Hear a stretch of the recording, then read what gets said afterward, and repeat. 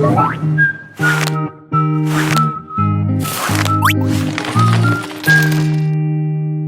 Funds के प्रकार part 2।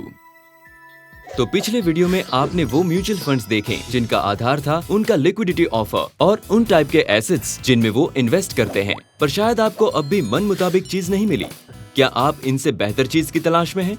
तो आपके लिए कुछ और म्यूचुअल फंड स्कीम्स हैं जिन्हें क्लासिफाई किया गया है उन्हें मैनेज करने के तरीके से। मान लीजिए एक बहुत बड़ी कार रेस है जहाँ हर कोई जोश में है। रेस शुरू होती है। सबसे आगे ब्लू कार है। ये ऑल टाइम वर्ल्ड चैंपियन है। आज ये 17वीं रैली जीतेगा। ये अल्टीमेट चैंप है, हारेगा नहीं।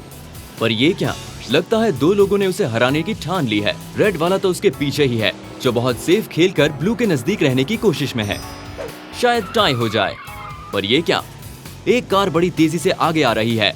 ये आदमी बेहद कॉम्पिटिटिव है और आगे बढ़ना चाहता है। सबको चकमा देता, ओवरटेक करता हुआ तेजी से आगे बढ़ रहा है। वो पहुंच पाएगा? कौन जीतेगा रेस? आज ट्रैक पर 3 जबरदस्त खिलाड़ी हैं लेडीज एंड जेंटलमैन। आपने इस तरह के कैरेक्टर्स देखे होंगे ना, स्वभाव से कॉम्पिटिटिव या थोड़ा सेफ खेलने वाले।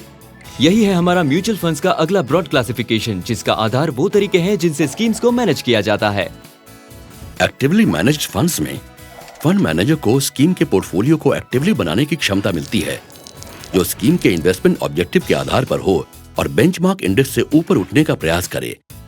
एक पैसिवली मैनेज्ड फंड में पोर्टफोलियो प्री डिफाइंड मापदंडों के आधार पर ज्यादा स्थिर तरीके से बिल्ड किया जाता है। जैसे कुछ इंडेक्स स्कीम्स में फंड मैनेजर फंड को मैनेज करने के लिए पैसिव रोल अदा करता है, जो ज्यादातर पोर्टफोलियो को बेंचमार्क की लाइन में रीबैलेंस करने तक ही सीमित रहता है। इस तरह स्कीम की परफॉर्मेंस भी बेंचमार्क की परफॉर्मेंस की लाइन में रहती है।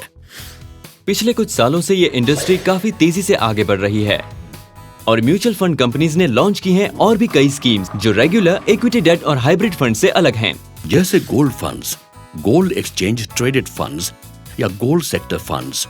गोल्ड ईटीएफ्स एक ऐसे इंडेक्स फंड की तरह हैं जो गोल्ड में इन्वेस्ट करते हैं, जिनकी एनएवी मार्केट के गोल्ड प्राइसेस पर निर्भर करती है। और गोल्ड सेक्टर फंड्स उन कंपनीज के शेयर्स में इन्वेस्ट करता है जो गोल्ड की माइनिंग और प्रोसेसिंग से जुड़ी हुई हैं। इन शेयर्स के प्राइसेस सीधे कंपनी की प्रॉफिटेबिलिटी और उसके गोल्ड रिजर्व से जुड़े होते हैं। और फिर आते हैं कमोडिटी फंड्स। जैसा कि नाम से ही जाहिर है, ये फंड्स कमोडिटी एसेट्स जैसे food crop, fibres, industrial metals, energy products और प्रेशियस मेटल्स में इन्वेस्ट करते हैं। लेकिन इंडिया में अभी तक म्यूचुअल फंड स्कीम्स को कमोडिटीज में इन्वेस्ट करने की अनुमति नहीं है। इसलिए इन फंड्स को आमतौर पर कमोडिटी सेक्टर फंड्स के रूप में कमोडिटी बिजनेसेस करने वाली कंपनीज के शेयर्स में इन्वेस्ट किया जाता है।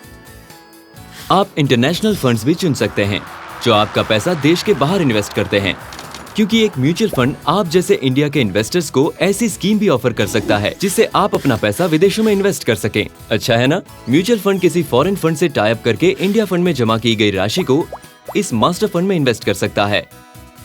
इस तरह का फीडर फंड किसी भी तरह के इंटरनेशनल इन्वेस्टमेंट में इस्तेमाल किया जा सकता है, किसी खास देश के लिए या कई देशों के लिए।